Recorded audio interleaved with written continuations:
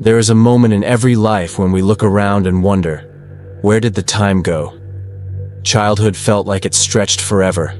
Summers lasted a lifetime. A single school year contained 1,000 memories. But now, months blur into each other. Weeks vanish in the blink of an eye. Birthdays sneak up like whispers. We start measuring time in grocery trips, bill payments, and brief holidays. But it's not just about getting older. It's something deeper, something unsettling, like a cosmic sleight of hand. And once you notice it, it haunts you. Time is speeding up. This story is not just about clocks. It's about consciousness. About the trap we fall into when we stop truly living. Welcome to the existential paradox of aging, and why the faster time feels, the more urgent it becomes to wake up. When you're 5 years old, a year is 20% of your life, but at 50, it's only 2%. Mathematically, this makes sense, but perception is not just math, it's experience, emotion, novelty. As children, every experience is new. First snow, first heartbreak, first time riding a bike. The brain records novelty with high resolution. Days feel full, time stretches. But adults live in loops. The same roads, the same conversations, the same jobs. Novelty fades, and so does time. Our memory compresses the familiar. This is the trap. When life becomes predictable, it also becomes forgettable. And forgettable moments feel short. We confuse a short memory with a short life. Yet, time is more than just minutes and hours. It's a psychological experience shaped by our engagement. Children are constantly forming new neural pathways. Everything is novel. The brain must work harder to process each new experience, and thus, time feels fuller, longer. In adulthood, the days fall into rhythm. Wake up. Work, eat, sleep, repeat. And while this structure offers stability, it also robs us of presence. With less to distinguish one day from the next, our memories fade into a collage of sameness. Time, as remembered, becomes shorter. So it's not that time is moving faster, it's that we are no longer paying attention. The human brain is a master of efficiency. It conserves energy by relying on habits and routines. Think of the last time you drove home and realized you barely remembered the drive. That's your brain on autopilot. The more familiar your environment, the less your brain bothers to document. This efficiency comes at a cost. Time feels like it's slipping away. Neuroscientists have found that the brain encodes new and emotionally charged experiences more deeply. So when we live passively, without emotion or novelty, our brain doesn't see a reason to store these memories with detail. These days vanish into the fog. This shortcut works well for survival. But when applied to life, it fast-forwards our years. The hum of the refrigerator, the path you always take, the faces you always see, they all become part of the wallpaper, invisible, unnoticed. This is the brain's trade, convenience for awareness.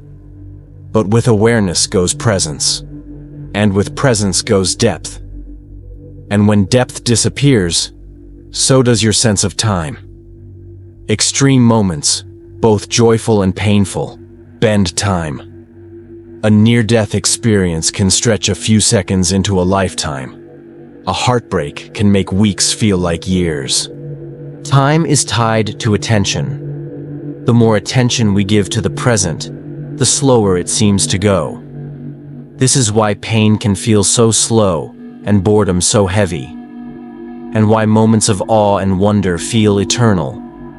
Trauma has a strange relationship with time. It can freeze a moment permanently in your psyche, replaying it over and over.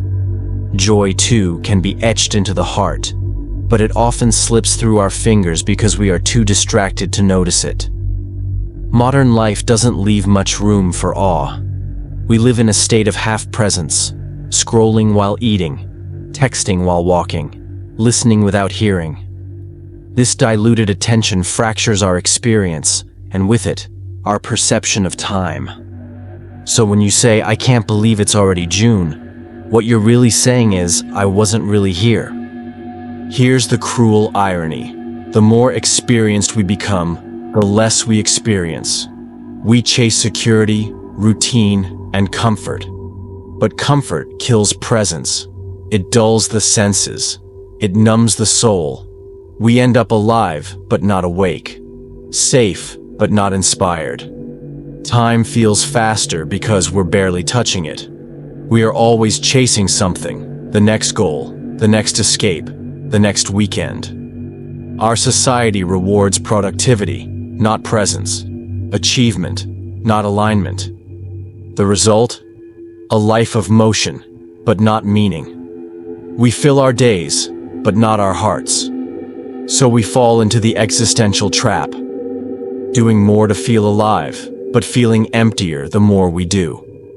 Mistaking speed for significance, confusing noise for purpose, and beneath it all, the clock keeps ticking.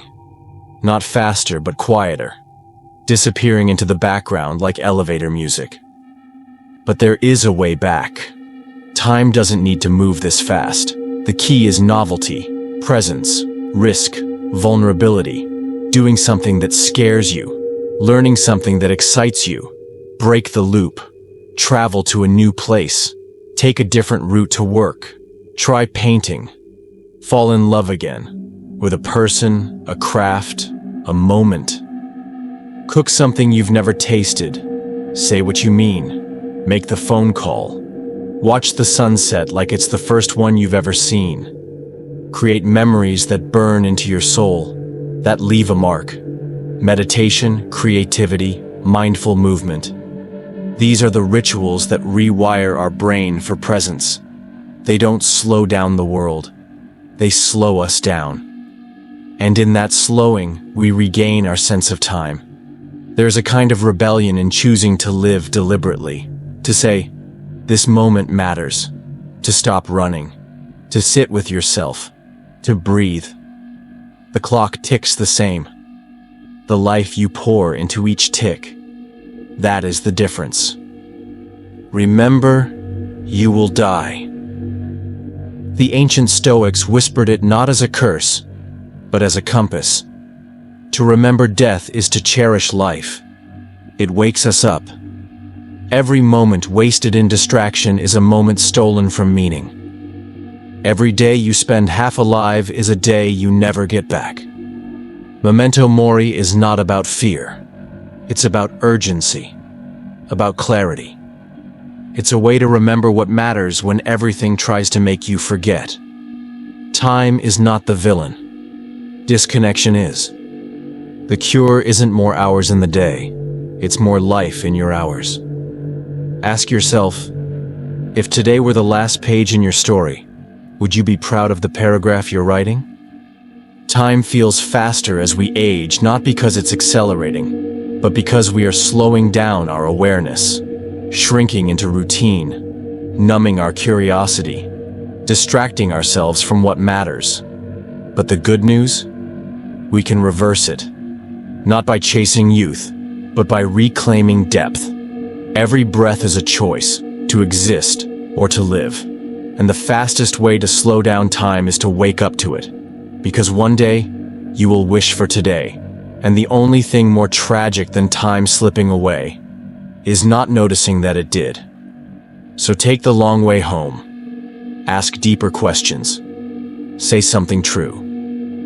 Be someone real. Savor the ordinary until it becomes extraordinary. Live so fully that even time must pause to watch.